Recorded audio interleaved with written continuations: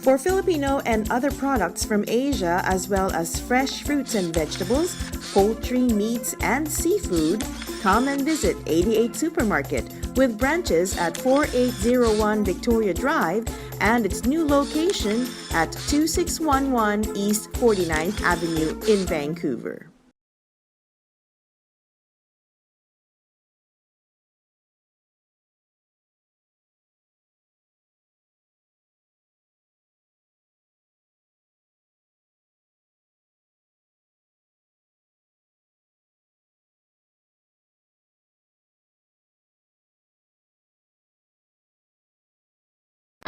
Dollar Smart 99 cents App Store, located at 4811 Diesel Beach Way in Richmond. Telephone number 604-207-0072. Philippine News Canada is brought to you by Rayford Media Group.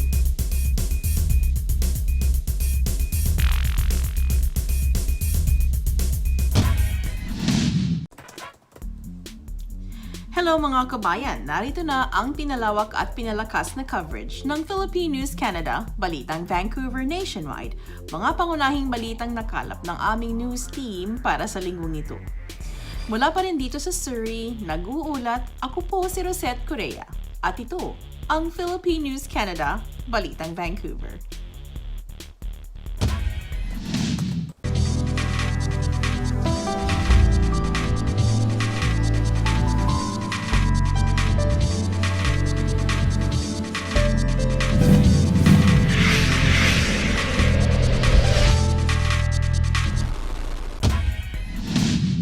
Hello mga kabayan, magandang araw po sa inyong lahat. Kasama namin ngayon si MLA Mabel Elmore, syempre ang very familiar face sa ating mga Pilipino dito sa Canada, dito sa Vancouver. Hi Mabel, how are you? Hi Rosette, I'm well, thanks. Nice to see you. Nice to see you too. I can see that you're in your office. Yes, I'm here today. Lots of work, lots of calls and emails. People have lots of questions with the challenging times we're in. Well, while I have you now, what are those questions? What are the common questions that come your way during this time of challenges? Yes, so the COVID-19 pandemic, I think it's accurate to say that every British Columbian is impacted and everyone is concerned. They have questions about their health, their well-being of their families, their jobs, their futures. So certainly it's in this unprecedented time, our government has really moved quickly to respond to the needs of British Columbians, to support British Columbians right across the board. And so we field a lot of questions and emails every day about developments that are going on, and we try and get the information, accurate information out to folks to help support them and their families during this time. Okay, so we've heard so far that there are a number of countries who are starting to open up businesses, and because we know that a lot of small businesses have been affected by this COVID crisis. What is the update for BC? Are we looking into the same thing, opening up small businesses and other businesses for that matter in order to serve our constituents? Yes, definitely, Rosette. We know that British Columbia has led Canada and really been a leading jurisdiction around the world in terms of flattening the curve. We've been under the guidance and direction of our provincial health officer, Dr. Bonnie Henry, and she has indicated that, you know, if we're able to flatten the curve of the COVID-19 infection rate, that would allow us to move to look at how we're going to reopen our economy. It's taken such a big hit on businesses, small businesses across the board. Our government just announced more supports for small business. But we are going to be looking in the next short while. We've been in discussions, the government has been, we talk about it every day, how we're going to, you know, support businesses, have industries get back up and running, and get the economy moving. So I want to share with you that on this Monday, coming Monday, May 4, Dr. Bonnie Henry and Adrian Dix are going to do some modeling and give the basis in terms of what's going to guide these directions going ahead. So certainly it will be based on that. So that will be the next indication. And Premier John Horrigan is working on the plan now, and we'll have announcements next week in terms of what are the steps forward and how we're going to support business and support people to really look as we transition to get into, it's not going to be the old normal, it's going to be the new normal. And we have to balance concerns around health and safety, but also look at how, we support businesses and people getting back to work. We can you give us an idea of, we know that it's the small businesses that we're trying to help, get back on their feet and open up their shops and all that. Is there any indication as to other sectors? Let's say, for example, education and other sectors of the society and the government that are also going to open aside from these? Yes, absolutely. The plan will be introduced soon, and it's a comprehensive plan. It involves all sectors and all aspects of our community and society, and all industries. So generally speaking, number one, we are under the direction of the provincial health officer, and we will have an idea in terms of the modeling that will be presented next week, next Monday, number one. Number two, we know that the provincial health officer has asked businesses and all industries to look at how they can reopen and restart their operations, but really look at how they implement physical distancing, for example, how they implement sanitation and addressing those types of controls. So around cleaning, to ensure that classrooms are cleaned, schools are cleaned on a regular basis.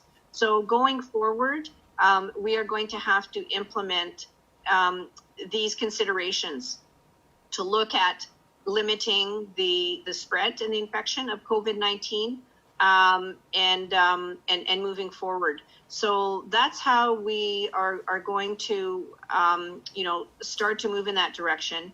And until such time that we reach immunity in our population, we're going to have to take these measures.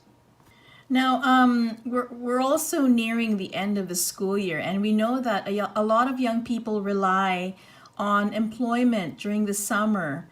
And so, with all of those plans coming in, is there an opening? I mean, is there going to be opportunities for everybody, not only just the working adults, but also for young people to keep working and to earn their money during the summer?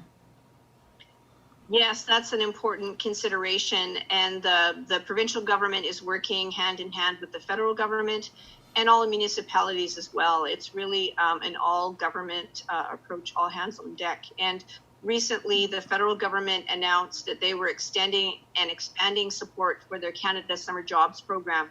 So that was a way for federal government to support local businesses, and they were offering to pay the salaries, 100% salaries, and also look to extend it right through 2020 to ensure that there's support for students, who are looking for summer employment.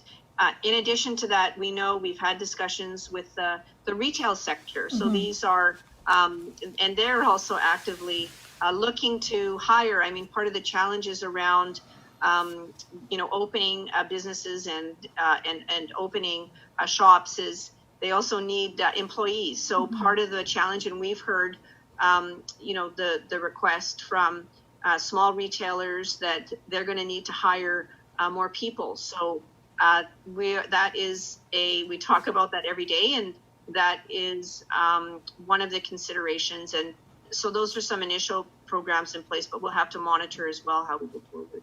You know that it's a fact that a lot of Filipino Canadians work in the industries where they are frontliners. Do you have any word for our kababayans who are working as frontliners right now? Yes, so certainly we have a lot of folks from the Filipino community working in the essential services, in healthcare, in long-term care homes, as grocery clerks, really on the front lines. And certainly, my message to them is to thank them and thank you for your service and really delivering those important services that all of us need. And I think, Rosette, we're seeing that appreciation and recognition right across the board as well, right across British Columbia. In the 7 o'clock, we take part in the 7 o'clock, thank you and appreciations that people do and express that. So that's a real big appreciation for their work. And I'm also actively engaged with the Filipino community to ensure that they have access to information, and also if they have concerns that they can bring it forward. But certainly, and I know there's one initiative from Talayan as well that is asking for desegregated data to get the information on race and ethnic breakdown around how communities are impacted by COVID-19. So I think the Filipino community is playing a big role in terms of providing those essential services, and they have my appreciation. On behalf of the government, we know everybody is impacted by COVID-19. I want all your viewers to know John Horgan, our Premier, and the government has your back and is there to support you, to support your family, to support businesses to get through this difficult time. And we will work hard to ensure that you are supported, that you have the services you need, and that we get through this together. We have a big plan and investment as well, Rosette, in terms of working with the business community to get our economy up and running. So that's a big focus. And I just want to end as well with a message to the Filipino community. We have an initiative, Kilos Kababayan, really to actively engage the community, to be informed, and also to come forward if they have questions, and that they know what programs are available. To how they can apply for supports, if it's rental support or other income supports, or also small businesses. So I want to leave your viewers just encouraging them and to let them know to reach out if they need help. And I'm here for them, and the government is here to support them. So, Mabel, if anybody who's watching right now is in need of support, where can they get, or can they contact? Where can they get information and all that? Yeah, so the first point, they can contact my office or their MLA office, and we can direct them to, the area to get assistance. So I'd start with that. And there's also good, the information online is a good avenue. But if they have any questions or if they need help, they're welcome to contact my office. All right. Thank you very much, Mabel. And, we continue to pray for you. We continue to pray for the BC government. Of course, everybody is really busy at this time. And we continue to support everything that you do. And thank you so much for doing that. Thank you very much, Rosette. And I think it's a real tribute to British Columbians, how we've come together in this difficult time. So it's really an expression of that community spirit. So thank you. For Filipino and other products from Asia, as well as fresh fruits and vegetables, poultry, meats, and seafood, come and visit 88 Supermarket with branches at 4801 Victoria Drive and its new location at 2611 East 49th Avenue in Vancouver. Dollar Smart 99 cents Op Store, located at 4811 Diesel Beach Way in Richmond. Telephone number 604-207-0072.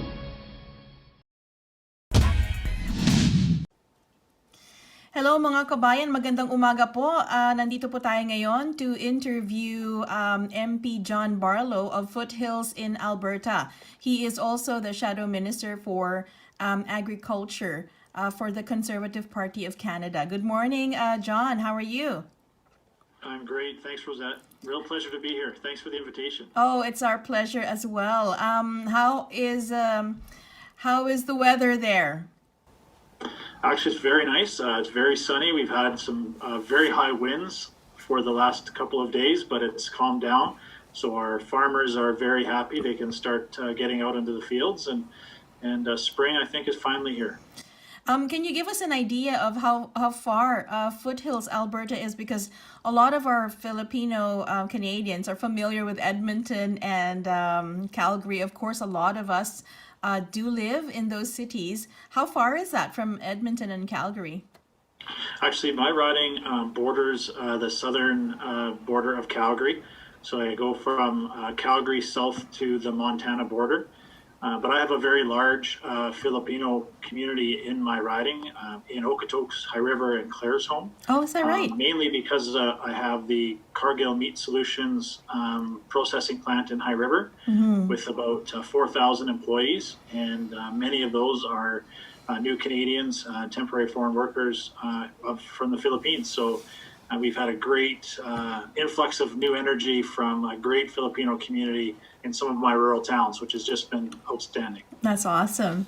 I understand that Cargill, there was an incidence of COVID-19. Can you tell us more about that?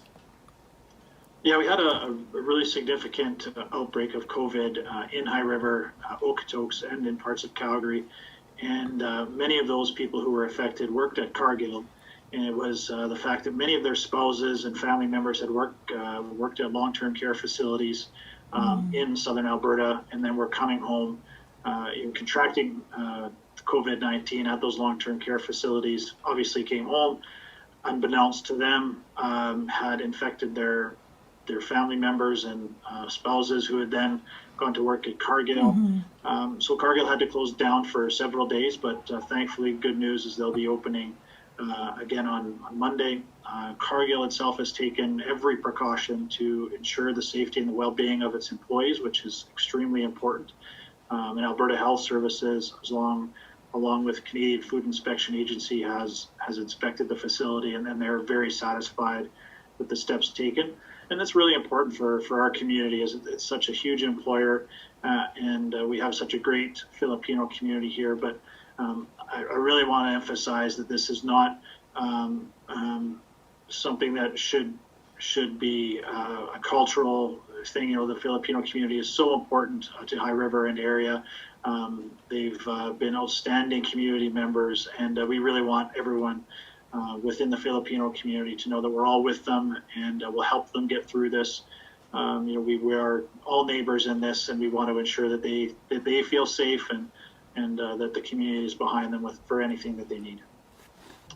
In my riding, certainly I have one of the older communities in Canada, so these facilities are integral to keeping our residents as close to home as possible. Many of them, grew up on farms, but they don't want to leave the rural community. So it's really important that we have these long-term care facilities here, and we rely extensively on the Filipino community to supply a lot of the labor force at these homes. And thankfully, we have had no outbreaks in the majority of our long-term care facilities here, which is great news.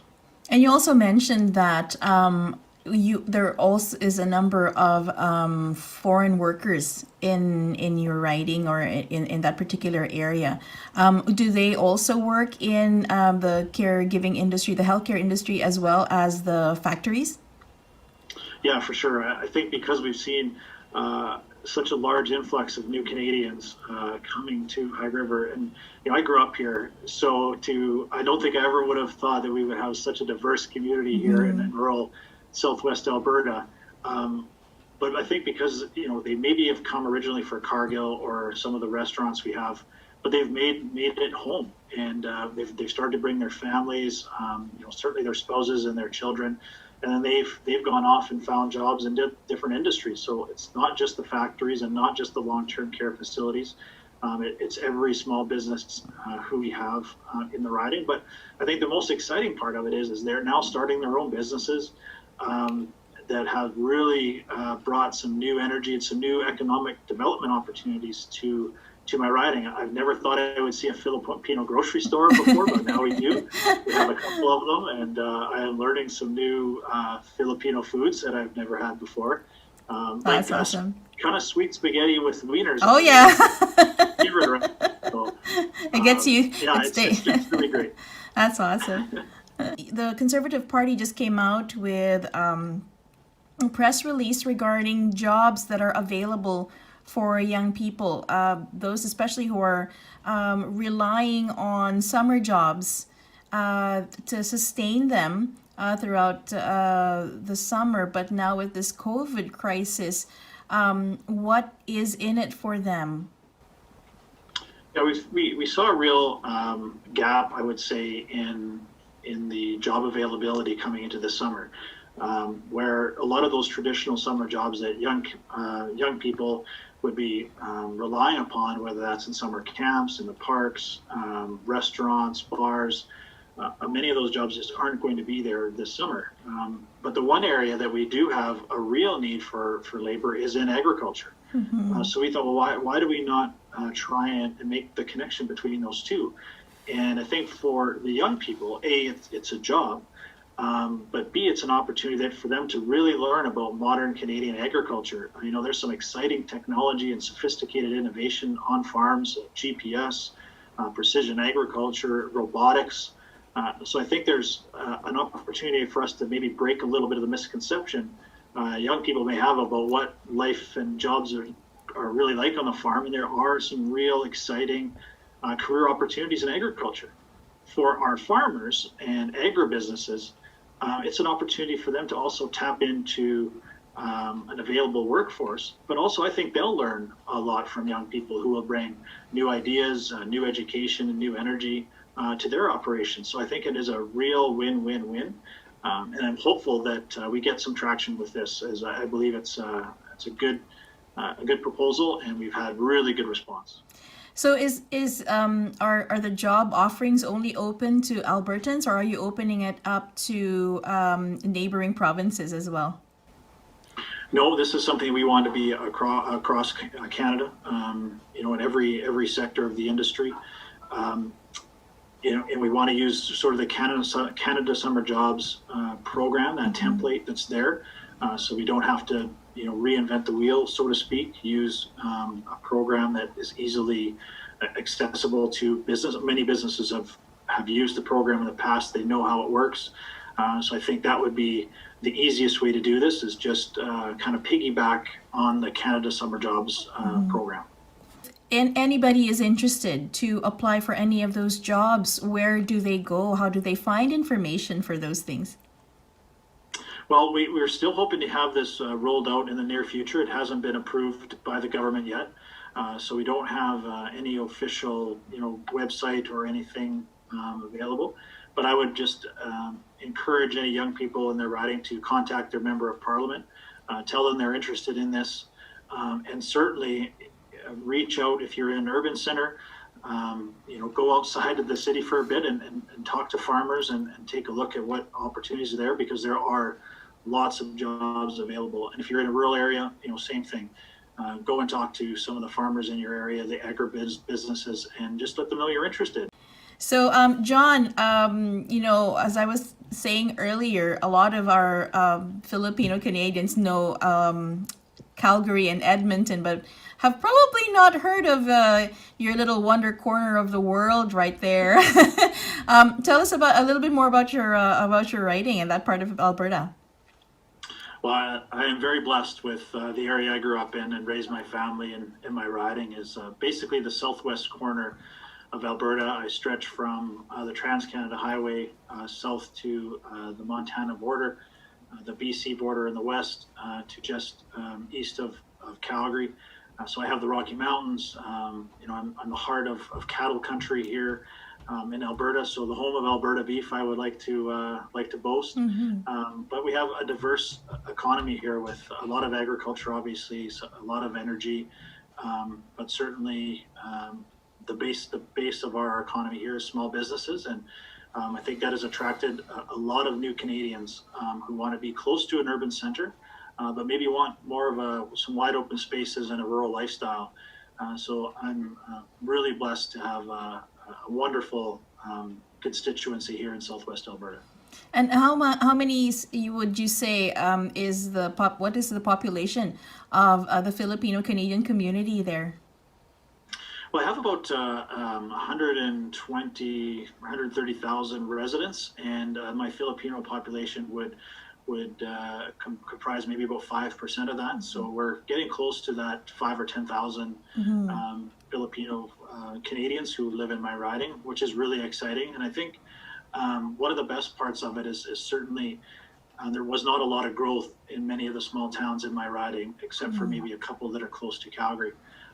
But we have really seen this influx of new Canadians, and for the majority of it, Filipinos, who have moved to small communities like High River, Claresholm, Nanton, and they've just brought an influx of new energy, new economic opportunities, and we've seen some real growth in those communities thanks to these new Canadians who are being adventurous and moving to rural communities that maybe they didn't think they would want to move to, but they have integrated into our community so well, and our families here have welcomed them with open arms. And because I think they share a lot of what our Southwest Alberta values are, very committed to family, a strong work ethic, a strong entrepreneurial spirit, really faith-based. And I think these are a lot of things that we share in common with the Filipino community, why they've integrated so well. So we almost don't really call them new Canadians anymore. They're our neighbors and they're Albertans like the rest of us.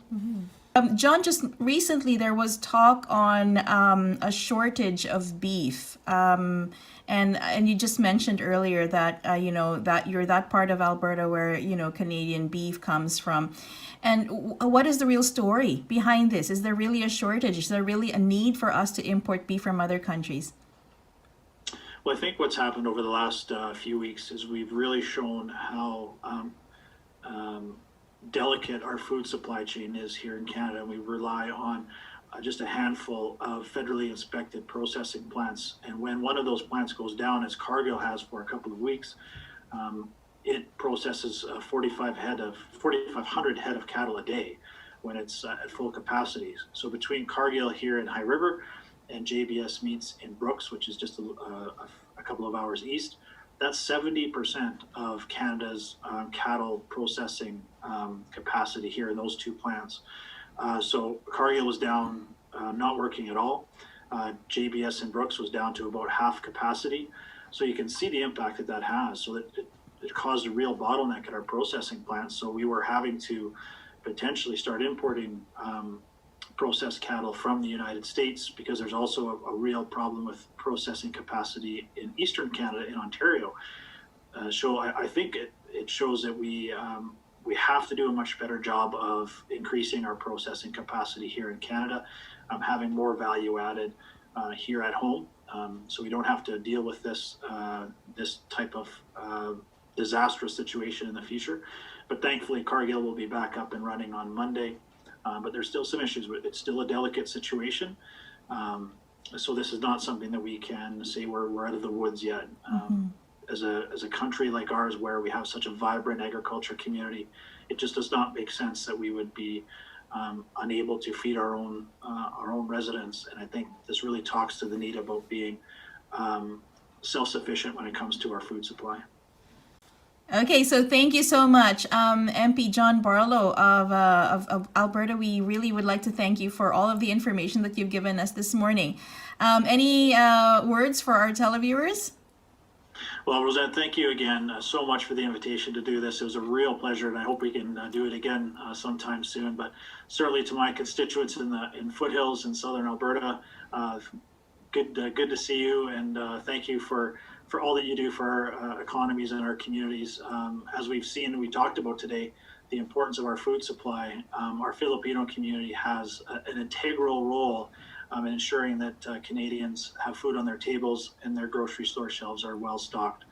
And I would be remiss if I did not mention a good friend who I miss terribly, is Senator Tobias Enverga, who was Canada's first Filipino senator and was such a strong proponent of the Filipino community. And one of the first people I met in Ottawa when I was elected in 2014, and celebrated Filipino Day on the Hill with him several times. So just wanted to say hello to Mr. Inveriga's family if they are watching as well, and all the best.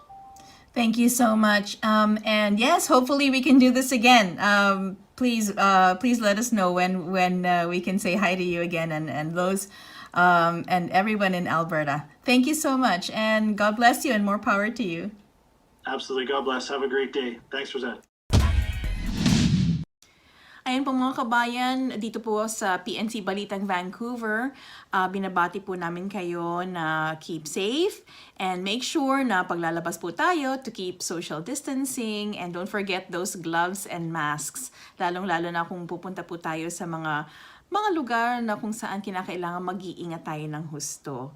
Also, we would like to thank our frontline workers. Marami po tayong mga kababayan na mga frontline workers like nurses, home support groups, yung mga nagtatrabaho po sa mga homes for the elderly, at yung mga nagtatrabaho po sa mga groceries, mga teachers, mga custodial services, at sa mga trabahong na nangangailangan po talaga ng proteksyon. Kaya bumabati po kami sa inyong lahat. Saludo po kami sa inyong lahat, lalong-lalo na sa sipag at tiyaga ninyo sa mga panahong ito. Mula po sa amin dito sa PNC Balitang Vancouver, maraming salamat po. At nagpapasalamat po kami sa aming mga sponsor, ang Kabalen Suites Restaurant and Catering sa New Westminster at ang 88 Supermarket mula sa Victoria Drive at sa Killarney Market. Maraming salamat po. At dito na naman nagtatapos ang balita namin para sa linggong ito. Kung kayo may mga komento, mga issue o balitang nais nyong ibahagi sa aming programa, ang PNC ay bukas para sa inyong lahat. Mag-email lamang po sa balitangvancouver@gmail.com o tumawag sa 604-588-6397. Mula po dito sa Surrey, nag-uulat, ako po si Rosette Correa. At ito, ang Philippine News Canada, Balitang Vancouver.